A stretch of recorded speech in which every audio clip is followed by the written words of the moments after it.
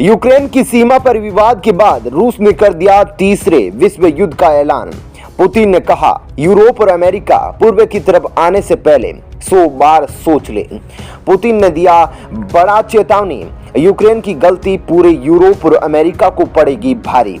जी हाँ दोस्तों, इस समय यूक्रेन और रूस की सीमा पर युद्ध के गंभीर हालात बन गए हैं और रूस की आक्रामकता को देखते हुए कह नहीं सकते कि कब रूस यूक्रेन के अंदर घुस जाए, जिसके बाद रूस की इस बढ़ती हुई आक्रामकता पर यूरोप के बड़े बड़े देशों के राष्ट्रपतियों से लेकर ब्रिटेन के प्रधानमंत्री और अमेरिकी राष्ट्रपति जो बाइडेन तक रूस को चेतावनी दी है।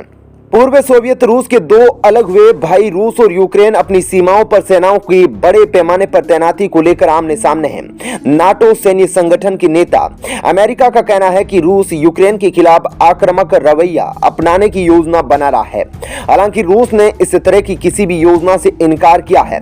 2014 में जब रूस ने क्रीमिया पर कब्जा किया था, तभी से उसके और यूक्रेन के बीच तनाव बना हुआ है। रूस और यूक्रेन के बीच मतभेद नस्लीय दावे के रूप में सामने आया है। वहीं विशेषज्ञ इस विवाद को भू राजनीतिक चश्मे से देख रहे हैं। यूक्रेन ना तो यूरोपीय यूनियन और न ही नाटो का हिस्सा है, फिर भी उसकी पश्चिमी यूरोप और नाटो के साथ बढ़ती निकटता ने रूस के माथे पर शिकन ला दी है और वे इसे अमेरिकी नेतृत्व में उसके प्रभावी क्षेत्र में सीधे हस्तक्षेप के रूप में देख रहा है। 2014 में रूस ने क्रीमिया पर तब कब्जा किया था जब यूक्रेन की जनता यूरोपीय संघ के साथ गहरे आर्थिक संबंधों पर जोर दे रही थी। इस दिशा में उठाए गए कदम को यूक्रेन के पूर्व राष्ट्रपति विक्टर यानुकोविच ने रद्द कर दिया था, जो भारी विरोध के चलते देश से भाग गए थे। एक महीने बाद मार्च 2014 को रूस की सेना क्रीमिया में पहुंच गई और उस पर कब्जा कर लिया और एक विवादित जनमत संग्रह के तहत यह दिखाया गया कि क्रीमिया की जनता ने रूस का समर्थन किया है। यूक्रेन ने इस मामले के चलते यूरोपीय संघ और नाटो से प्रतिबंध पैकेज तैयार करने, यूक्रेन की सैन्य मदद करने और रूस के आक्रामक रवैये के खिलाफ सहयोग की गुजारिश की है।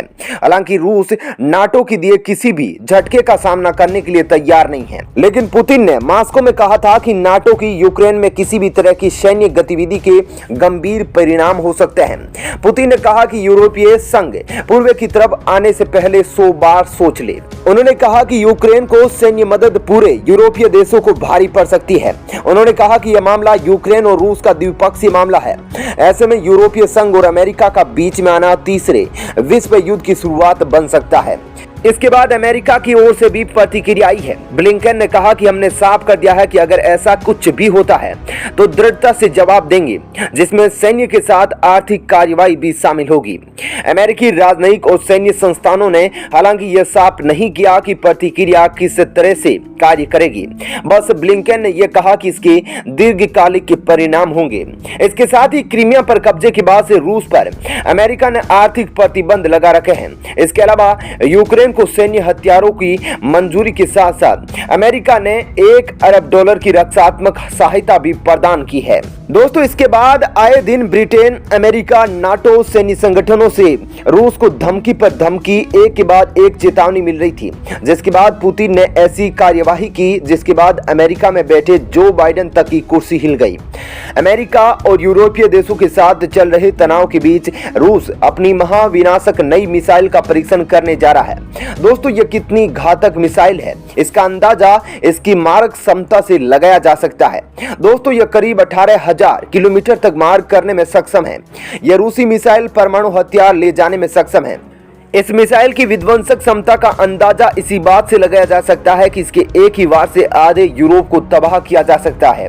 इस अंतर महाद्वीपीय मिसाइल का नाम RS-18 सरमत है। नाटो देश इस किलर मिसाइल को सटान 2 नाम से बुलाते हैं। दोस्तों, सटान शब्द का हिंदी अर्थ शैतान होता है। RS-18 मिसाइल अपने साथ एक विशाल थर्मोन्यूक्लियर बम या 16 छोटे परमाणु बम एक साथ ले जा सकती है। यही नहीं, रूस की सुरक्षा बल चाहे तो थर्मोन्यूक्लियर बम के साथ छोटे परमाणु बम भी फिट करके इस मिसाइल को दाग सकती है। रूसी रक्षा मंत्रालय के मुताबिक अपनी जोरदार क्षमता के कारण यह मिसाइल दुश्मन के एयर डिफेंस सिस्टम को तबाह कर सकती है। यह मिसाइल 100 टन वजनी है और करीब 18,000 किलोमीटर तक मार कर सकती है। इस मिसाइल के बारे में खास बात यह है कि इसका एक एक वॉरहेड अलग अलग लक्ष्यों को तबाह कर सकता है। RS-18 मिसाइल सोवियत डिजाइन पर आधारित SS-18 SS-18 की जगह लेगी। SS-18 दुनिया की सबसे भारी अंतर महाद्वीपीय मिसाइल है। दोस्तों, इस मिसाइल का एक एक वॉरहेड जब परमाणु बम के साथ लेस होकर अलग अलग जगह गिरेगा तब यूरोप की क्या हालत होगी, इसका अंदाजा आप खुद लगा सकते हैं। रूस के राष्ट्रपति पुतिन ने ऐसे ही यूरोपीय संघ को चेतावनी नहीं दी थी 100 बार रूस पर हमला करने से पहले सोचने की, बल्कि वो यूरोप को अपनी RS-18 मिसाइल को याद दिला रहे थे।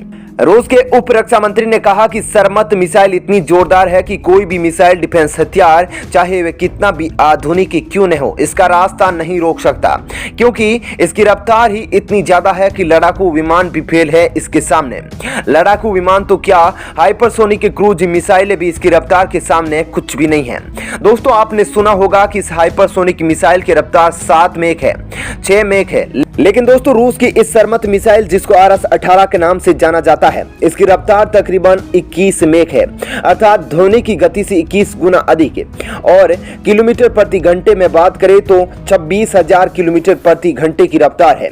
इसके बाद रडार और डिफेंस सिस्टम तो क्या, यह मिसाइल उड़ती हुई नंगी आंखों से दिख जाए वही काफी है। रूस की सरमत मिसाइल एक साथ 24 एवनगार्ड हाइपरसोनिक ग्लाइड व्हीकल को ले जा सकती है। सरमत मिसाइल उत्तरी और दक्षिणी ध्रुव दोनों ही रास्तों से हमला करने में सक्षम है। इससे पहले रूस के रक्षा मंत्री ने पुतिन को बताया था कि एवनगार्ड हाइपरसोनिक ग्लाइड व्हीकल से लैस पहली हाइपरसोनिक मिसाइल यूनिट जंग के लिए तैयार हो गई है। पुतिन ने मार्च 2018 में एवनगार्ड मिसाइल को दुनिया के सामने पेश किया था। उन्होंने कहा था कि एवनगार्ड मिसाइल इतनी तेज है कि यह दुश्मन के एयर डिफेंस सिस्टम को बेकार कर देती है। एवनगार्ड मिसाइल ध्वनि की 27 गुना ज्यादा रफ्तार से हमला करती है। यह प्रति घंटे 7,000 मील की यात्रा तय कर सकती है। अब दोस्तों, आप ही सोचे कि तबाही का मंजर होगा, नर्क जैसा माहौल होगा यूरोप और अमेरिका में जब रूस अपनी सरमत मिसाइल लॉन्च करेगा, जिसकी रफ्तार 26,000 किलोमीटर प्रति घंटा है और इसकी रेंज 18,000 किलोमीटर तक है। और दोस्तों, इसके आगे आप कल्पना करो कि रूस इस मिसाइल से 24 एवनगार्ड हाइपरसोनिक मिसाइल छोड़ेगा, जिसकी खुद की गति 33,000 किलोमीटर प्रति घंटा है। और इन 24 एवनगार्ड हाइपरसोनिक मिसाइलों में रूस छोटे छोटे परमाणु बम तैनात करके यूरोप और अमेरिका पर छोड़ दे तो क्या होगा। दोस्तों, इसके बाद का जो मंजर होगा वह सिर्फ नर्क का मंजर होगा। किसी भी देश को रूस की इस मिसाइल से बचने का मौका नहीं मिलेगा। मौका तो क्या, वे तो देख भी नहीं पाएंगे कि आखिर यह मिसाइल आई किस तरफ से है। दोस्तों, रूस की इस मिसाइल की तैनाती के बाद यूरोप से लेकर अमेरिका तक ने रूस की कड़ी आलोचना करी है और कहा है कि रूस यूक्रेन का मुद्दा सुलझा नहीं रहा है, बल्कि इसको युद्ध की तरफ ले जा रहा है। वही दोस्तों, इसके अलावा रूस ने यूक्रेन से लगती सीमा पर 1,75,000 सैनिकों को तैनात कर दिया है और रूस के राष्ट्रपति पुतिन ने आखिरी बार कहा है कि हम शांति चाहते हैं, बशर्ते यूरोपीय संघ और अमेरिका रूस को धमकाना बंद कर दे।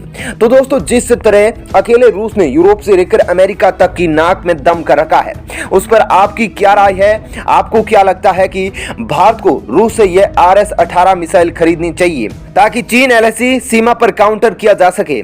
आप अपनी राय हमें कमेंट बॉक्स में लिखकर दे सकते हैं। जय हिंद, जय भारत।